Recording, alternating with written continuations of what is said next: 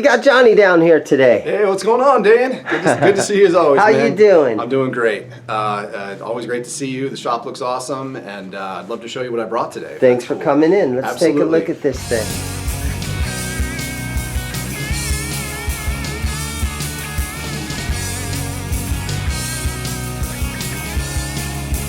Absolutely. So what we have here today for you guys is a 1975 Ovation 1118 12-string guitar. And this, what's special about this is that this was a limited edition licensed through the Ovation company, a Glen Campbell model. So this was Glen Campbell's signature edition, and this is back in 1975. I mean, this is before companies were really getting on the bandwagon of making limited editions of artists' guitars. I mean, this was the mid-70s. I mean, guitar, some people still thought guitar music could have been, well, probably not a fad, but by this point, you know, the future was still kind of unknown with rock and roll, you know, as things were moving. But, you know, Glen Campbell, as we all know, was an amazing session musician. He did very well in Los Angeles, and I think in the Tennessee, I think where he's from, you know, with you know, playing in Nashville. You know, I mean, he's a legend. I mean, his contributions to pop and country music can't be understated or underestimated. In 1967, when the Beatles released Sgt. Pepper, Glen Campbell sold more albums than the Beatles did with that album, just to give you some idea of how popular he is in pop culture. And, you know, very sadly, in recent years, he developed Alzheimer's, and he passed away, I think, about 5 or 6 years ago. Yeah, he was right here in Phoenix. He was a Phoenix resident. Was he? I didn't know that. That's fantastic. But he was a local boy. Yeah. Well, he's, again, his contributions to popular music cannot be understated. You know, he's just amazing. Even the stuff that he's not really known for, you've heard him play on a lot of classic albums throughout the 60s when they used session musicians. You know, I think they called the Wrecking Crew, I think is what they called them.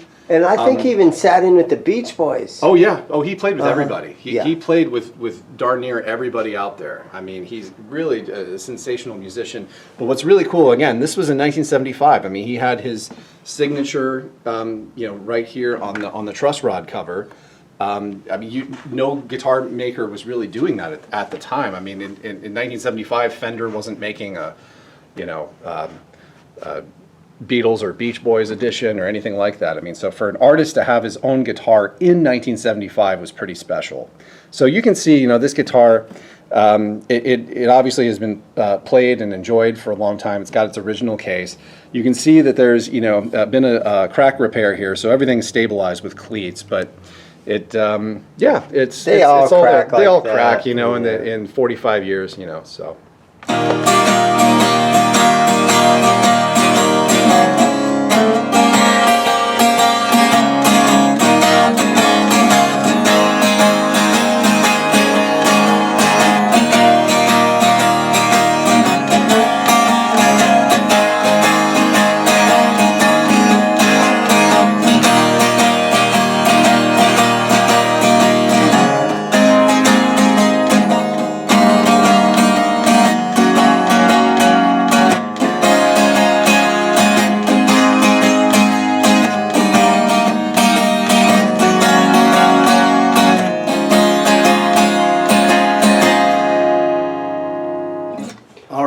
So what year did you say that guitar was? Well, Dan, this guitar is a 1975 Ovation 1118 12-string, and it's absolutely gorgeous in the sound.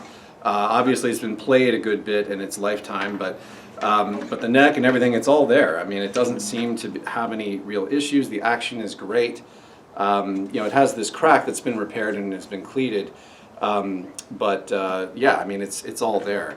And the thing about Ovations that's so cool too, as we were just talking about, they have this composite material here. I don't want to say it's like fiberglass, but it's kind of what makes an Ovation an Ovation. And at the time, this was incredibly innovative, and nobody was doing anything like this. So I mean, you've got your natural wood up here on top, your maple or Adirondack, you know, spruce or whatever it may be. But of course, the neck is wood, but this has always been a kind of a composite. And in 1975, I mean, this was probably looked like it came off of another planet, because I mean, it's so unique looking. But I remember hearing stories about this was a back in the World War II. They were using that. It's part of the war effort. Right. And then I believe the son of the company, once the war ended, they started making guitars out of it. That's right. Yeah, I know it was an engineer, and I think guitar making was a hobby of his that turned into the Ovation company. Just he was an engineer, and he had all the material, and he just thought about trying it out, and it sounds glorious. I mean, it's kind of a unique sound, unique to itself. But this is again a really fantastic thing. There's a few little marks on it here and there, but. And obviously the crack up on top that's been stabilized. Plays really well. It does play. Really good. It does play really well. I mean, all the way up the neck. I mean, it's. Their headstock design was always unique. You could tell an Ovation right off the bat. Absolutely. Right off the bat, you Right could off tell the bat. it. Yep. Yep. The one thing, the Snark tuners don't really clip on there too nicely, but they do. They still do. They still do. Yeah. No, that's great. I mean, you have your straps here and everything like that. This one does not. Some of these Ovations did plug into a PA and have that pickups built in. This one does not. It's just strictly a 12-string acoustic guitar. But I mean, again, to find one in any condition, 45 years old, is pretty cool, especially with the original case that we have here. So, but thanks for letting me bring this by, Dane. It's always nice to kind of have a little show and tell time and kind of go from there. But thank you for letting me come in. Would you like to? Yeah, I'll play it a little tiny. Yeah, play it a little bit. Yeah. I think Greg Allman played one of these things, didn't he? Yeah, I think so. I think he did. Most certainly.